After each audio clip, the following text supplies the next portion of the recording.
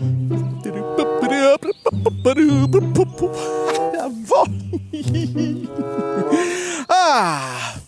Hein?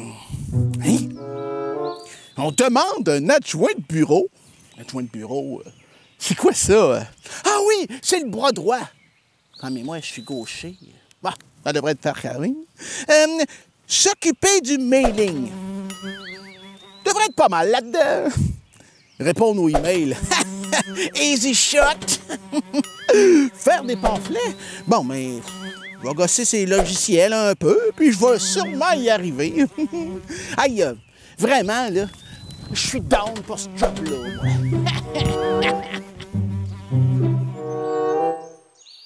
Bonjour Olivier. Bonjour Katia.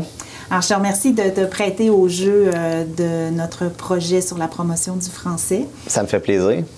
Et puis, on va essayer d'en apprendre un peu plus sur toi. On ne te connaît pas bien dans la région. Ah, effectivement, là, c'est quand même relativement nouveau, mon entreprise. Puis, je suis pas quelqu'un de natif non plus de Port-Neuf. Donc, les gens me connaissent pas tous. Donc, on parle de l'entreprise, c'est Formation OG pour Olivier Gauthier. Exactement, c'est en plein ça. Donc, j'ai pas été trop original dans le... Non, mais des fois, le message est clair. On n'a pas besoin de chercher plus loin. J'imagine que tu fais de la formation puis que tu es propriétaire. Exactement. Donc, tu sais, c'était un peu la base de tout là, dans mon nom d'entreprise. Là, je voulais partir avec mes couleurs. C'est ça. Maintenant, tu fais de la formation dans quel domaine? C'est de la formation en premiers soins RCR, défibrillateur, mais également aussi là, un peu en prévention incendie, donc au niveau de l'accompagnement dans les entreprises pour l'utilisation d'extincteurs portatifs, préparation des plans de mesures d'urgence, la prévention en général. Donc, je suis capable de faire des ateliers de prévention aussi dans le volet incendie, étant à la base pompier également. OK. Donc, toi, qu'est-ce qui t'a amené là? Tu as étudié pour être pompier, puis tu as toujours...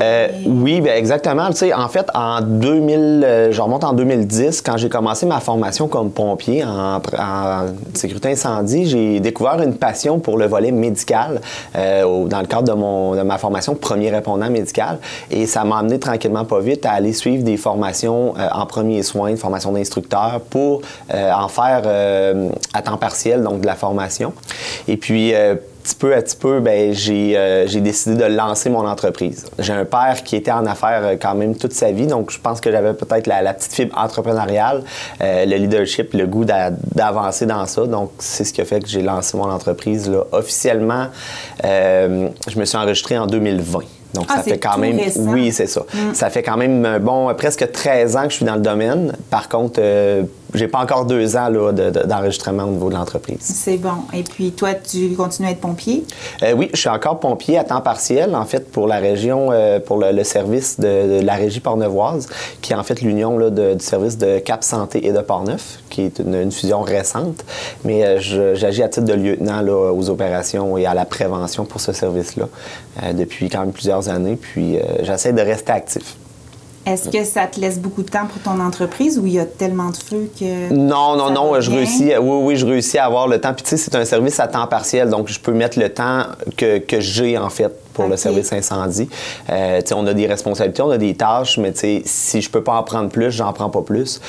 Puis je me consacre là, pour mon entreprise. Là, ça demeure une priorité, c'est mon emploi permanent. C'est ça. Ma question, c'était aussi dans le sens, est-ce qu'on est assez préventif dans la région puis qu'il n'y a pas trop de dommages, pas trop souvent d'incendies? Je pense que ça va quand même bien. Là, ouais. C'est sûr qu'il y a un volume d'appels qui se voit augmenter, mais pour toutes sortes de raisons, mais la population n'est pas en danger. C'est pas un problème. On est à nos affaires. Oui, effectivement. Là. Parfait. Alors, toi, tu as participé au projet de l'OQLF, au projet MEMO. Oui, tout à fait. Est-ce que tu peux nous en parler un petit peu? Écoutez, moi, j'ai décidé d'aller de l'avant dans ça pour en apprendre. En fait, la première étape, c'était d'en apprendre. Étant un jeune entrepreneur, c'est un volet que je connaissais plus ou moins. Ma clientèle étant au Québec, donc, je voulais m'adresser à eux en français, puis je voulais m'assurer de répondre aussi aux normes, aux exigences de tout ça. Donc, les discussions, les échanges que j'ai eus avec eux m'ont permis d'en apprendre davantage, puis de voir aussi certaines petites lacunes que j'avais au sein de mon entreprise. Rien de majeur, mais tu sais, je vais vous donner un exemple rapidement. Sur mon site Internet, j'ai une boutique en ligne, puis je me rendais compte qu'il y avait des items, les images étaient d'abord affichées en anglais. Pourquoi? Parce que mes fournisseurs fournisseurs, j'ai des fournisseurs partout au Canada. Donc, certains de mes fournisseurs sont à la base anglophones. Donc, c'est moi qui n'ai peut-être pas pris le temps de bien choisir mes images, mes photos. Puis là, présentement, bien, je suis en train de revoir toute ma boutique en ligne. Mon site Internet est en reconstruction, donc ça m'a permis un peu d'utiliser ces notions-là, ces informations-là pour revoir ma boutique en ligne aussi, puis m'assurer que ça soit bien fait là, pour les prochaines versions. C'est bon. Alors, tu as vraiment bien profité du projet. Ah, tout à fait, tout à fait. T'sais, comme je dis, il n'y avait rien de majeur, puis c'était plus à titre informatif, mais j'ai adoré l'expérience. Ça n'a pas pris énormément de mon temps, puis c'est quand même profitable. C'est bon. Est-ce que, sinon, toi, tout ce que tu fournis à tes clients, ton service, autant que ta littérature, c'est toujours en français? Oui, toujours. Tout est en français parce que ma clientèle est principalement en français. J'ai quelques clients anglophones. À ce moment-là, je suis capable de leur fournir un contenu anglophone, mais la base de toute l'entreprise est en français, là, à 99 Ben voyons. Ben voyons, non.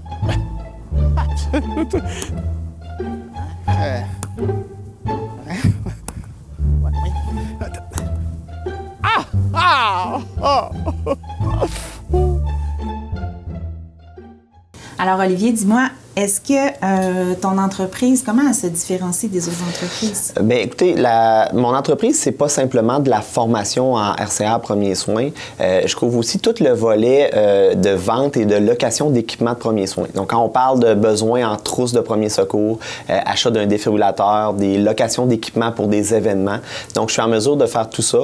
Également, étant pompier et technicien en prévention incendie à la base, donc je peux aussi offrir le service d'entretien et d'inspection de tous les extincteurs portatifs dans une entreprise. Donc, ça fait en sorte que je suis capable d'offrir, on pourrait dire, autrement dit, un clé en main pour les entreprises, mais aussi pour les particuliers, en offrant autant la formation, la vente d'équipements, le suivi, l'entretien. Et j'ai même un volet au niveau de la prévention incendie pour faire des plans d'évacuation, des plans de mesures d'urgence avec les entreprises. Donc, le but de Formation OG, en fait, c'est d'offrir un service personnalisé, mais d'être une référence pour faire une différence en matière de santé et sécurité en général. Donc, c'est vraiment un service qui est complet, puis je vise une transparence, avoir le juste prix tout le temps, puis agir aussi à titre de conseiller pour les gens. Donc, pas juste vendre pour vendre, mais surtout les informer, puis éduquer aussi les gens là, au travers de tout ça. Super! Bon, alors, puis toi, tu étais déjà un peu connu dans la région? Un petit peu. Donc, j'ai été un peu connu par rapport à... Ça fait quand même 13 ans que je donne de la formation. J'ai travaillé j'ai fait de la sous-traitance pour beaucoup d'entreprises un peu partout au Québec. Et puis, justement, là, le bouche-à-oreille a fait que j'ai donné des formations quand même à plusieurs personnes dans la région de Portneuf. Alors, Olivier, en terminant, est-ce que, même si tu es un jeune entrepreneur, est-ce que tu aurais un conseil à donner aux gens qui se partent en affaires ou pour les gens même qui sont déjà en affaires? Bien, en fait, pour ceux qui veulent se partir en affaires, c'est sûr qu'un conseil que je peux donner, premièrement, il faut être passionné. Il faut être passionné parce que je l'entends des fois, il y en a qui veulent se partir en affaires dans un but que ça soit plus profitable au niveau financier. Mais il ne faut pas compter nos heures. Hein. Ça, je pense que tout le monde le sait, mais il faut vraiment en être conscient avant de se lancer en affaires. C'est quand même beaucoup demandant à plusieurs niveaux. Donc, tu sais, si on est passionné, ça fait en sorte que là, notre temps passe beaucoup plus vite. On aime ce qu'on fait. On aime ce qu'on fait. Puis, tu sais, nos journées qui sont plus longues, bien, finalement, on les voit pas aller nécessairement. Donc, ça, c'est un premier conseil, juste un petit rappel. Sinon, il ne faut pas gêner non plus d'aller chercher de l'aide, des ressources, d'avoir un peu d'humilité. On va faire des erreurs. On en fait encore. On en fait toute notre vie et en affaires aussi. Donc, il faut avoir un peu d'humilité des fois pour accepter les erreurs qu'on a faites puis de ne pas gêner d'aller chercher de l'aide auprès de d'autres entrepreneurs, du réseautage, par exemple, aller voir la Chambre des commerces de l'Est de Portneuf pour demander conseil, demander des références pour vraiment s'outiller le mieux qu'on peut. Et souvent, on a un peu d'orgueil en affaires qu'en étant entrepreneur, puis on veut faire tout toute seule. On dit on connaît nos affaires, mais en réalité, on ne connaît pas tous les domaines. Donc, je pense que c'est un conseil que je peux donner. Sinon, bien, à part de ça, bien, aimer ce qu'on fait, c'est la base de tout. C'est primordial. Oui, tout à fait. Parfait. Bon, alors, je te remercie vraiment beaucoup de t'être prêté au jeu, d'avoir dit oui. Puis je pense que c'est peut-être ça aussi, hein, de dire quand il y a quelque chose qui se présente à nous, ben de l'essayer. Puis ça amène toujours ailleurs. Tout Tout à fait. En terminant, pour de vrai, j'aimerais ça que tu piges un petit mot. Oui. Et tu as le choix, en le lisant, de le garder pour toi ou de nous le partager. Parfait. Donc, je vais vous le partager. Je trouve ça génial. Ça vient un peu toucher à mes valeurs. C'est soyez généreux avec vos proches. Donc, je trouve ça très bien. La générosité, c'est quand même quelque chose que je veux prôner aussi dans la vie. Merci beaucoup. Merci à vous. Passez une belle journée.